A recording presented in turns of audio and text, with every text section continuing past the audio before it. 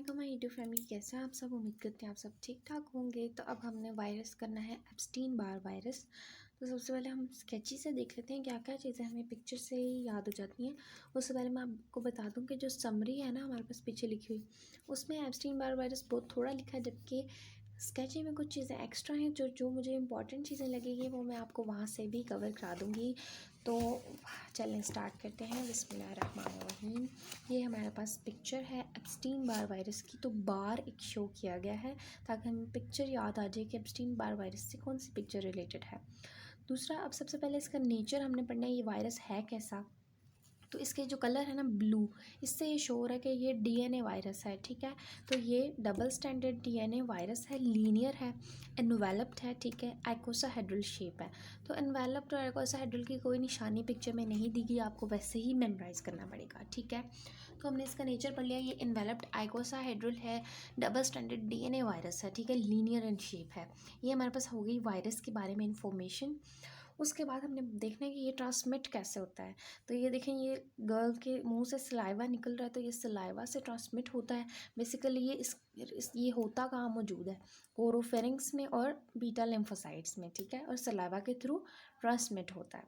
ठीक है, उसके बाद हमने डिजीज़ेस पढ़ने। डिजीज़ेस में सबसे इंपॉर्टेंट है इन्फेक्शियस मोनोन्यूक्लियोसिस। ठीक है, जो हमारे पास स्केची है, सॉरी माइक लेविंसन में सिर्फ नाम मौजूद है, लेकिन इसके सिम्टम्स भी इम्पॉर्टेंट है। इसके सिम्टम्स यहाँ से आप देख सकते हैं कि सलाइवा निकल रहा है, हमारे पास टॉन्सिलर एक्सीडेट है और फेरेंजाइटिस है। ठीक है, उसके अलावा ये आदमी इसको पीछे से पड़ा है, इसमें लिम्फेडिनोपैथी भी होती है।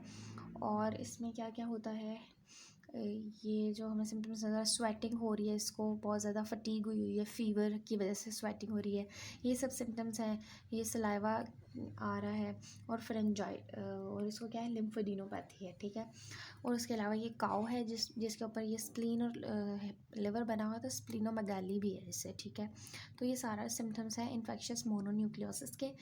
मोटे मोटे सिम्टम्स मैंने आपको बता दिए जो इम्पॉर्टेंट है। ठीक है, उसके बाद हमारे पास है हेरी ओरल ल्यूकोप्लेकिया भी इसमें होता है। तो ये आदमी जो ओल्ड मैन है, इसके ऊपर बहुत ज़्यादा हेयर है, तो हेरी ओरल ल्यूकोप्लेकिया इससे शो हो रहा है। ठीक है, तो अभी तक हमने क्या पढ़ा है कि इसका फीचर पढ़ा है कि ये होता क्या है। ये डबल स्टैंडर्ड डीएनए वायरस है, एनवेलप्ड आइकोसाहेड्रल, इन्फेक्शियस मोनोन्यूक्लियोसिस काज करता है। ठीक है, सलाइवा से ये ट्रांसमिट होता है। इन्फेक्शियस मोनोन्यूक्लियोसिस के सिम्टम्स क्या हैं, फीवर, फटीग और स्वेटिंग, और ये फेरेंजल और फेरेंजाइटिस और टॉन्सिलर एक्सीडेट है, लिम्फेडिनोपैथी है। उसके अलावा ये क्या था, ओरल हेरी ल्यूकोप्लेकिया। इसके अलावा 3 इम्पॉर्टेंट कार्सिनोमास जो है ना कॉज करता है।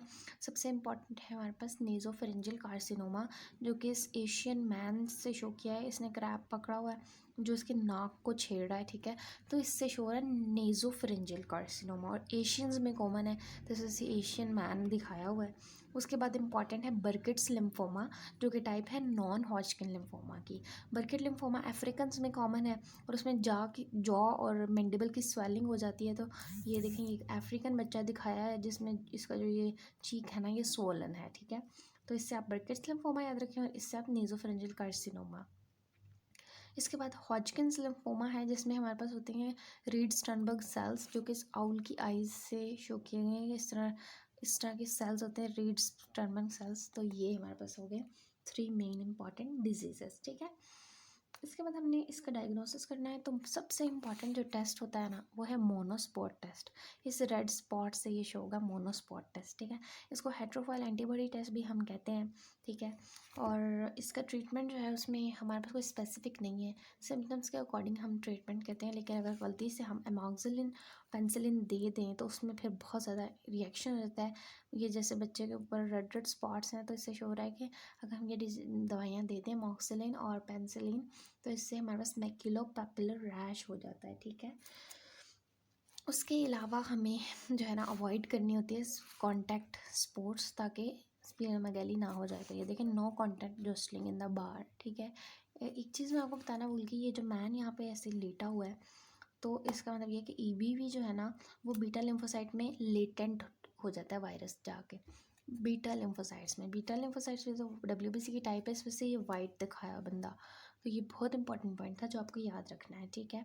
तो एक वायरस की नेचर हो गया, दूसरा ये कैसे ट्रांसमिट होता है, और डिजीज़ेस मैंने आपको रिवाइज़ कराई, उसको बेशक पर वीडियो रिवाइंड करके आप रिवाइज़ कर लें। तो यही था सारा कुछ इंपॉर्टेंट, है कुछ क्लियर हुआ होगा।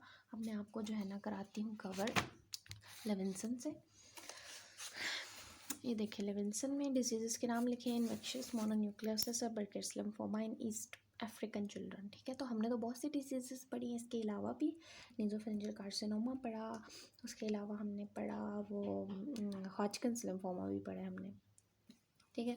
इसकी करेक्टरिस्टिक भी हमने पढ़ी, इनवैलिड वायरस है, कोसाहेड्रल है, लीनियर डबल स्टैंडर्ड है, ये हमारे जो एक्स्ट्रा है ना नो वायरिन पॉलीमरेज, ठीक है, और 1 सीरोटाइप है इसका, ठीक है। उसके अलावा ये ह्यूमन ओरोफेरिंग्स और बीटा लिम्फोसाइट्स में होता है, सलाइवा के थ्रू ट्रांसमिट होता है, ये भी मैं आपको बता चुकी हूँ। पैथोजेनेसिस थोड़ा सा डिफरेंट है, ठीक है, इसको आप थोड़ा सा मेमोराइज़ करेंगे। इन्फेक्शस मोनोन्यूक्लियोसिस में क्या होता है, सबसे पहले फ्रिंजल एपिथेलियम में जो है ना इन्फेक्शन स्टार्ट होती है, वो फिर वहाँ से सर्वाइकल लिम्फ नोड्स में जाती है, फिर इन लिम्फ नोड्स से स्प्लीन और लिवर में जाती है, ठीक है। ये इसका पैथोजेनेसिस है इन्फेक्शस मोनोन्यूक्लियोसिस का। जबकि और लेटेंसी वाली बात भी मैंने आपको बता दी थी कि ईबी जो है वो किस में लेटेंट हो जाता है, बीटा लिम्फोसाइट्स में, ये इंपॉर्टेंट चीज़ है। बर्किट लिम्फोमा में क्या होता है, ऑन्कोजेनेसिस होता है, यानी कि जो सी मिक ऑन्कोजीन होता है ना, वो जो है ना ट्रांसलोकेट हो जाता है to the immunoglobulin gene promoter की साइड पे। इस तरह से मिक प्रोटीन बहुत ज़्यादा प्रोड्यूस होती है, ठीक है। लेबॉर्ट्री डायग्नोसिस में सबसे पहले मैंने आपको बताया मोनोस्पॉट टेस्ट, हेट्रोफाइल एंटीबॉडी टेस्ट, वो पॉजिटिव आता है। उसके अलावा ईबीवी की एंटीबॉडी पॉजिटिव आ जाती है, और पीसीआर भी, ये 3 इंपॉर्टेंट याद रख लें आप बस।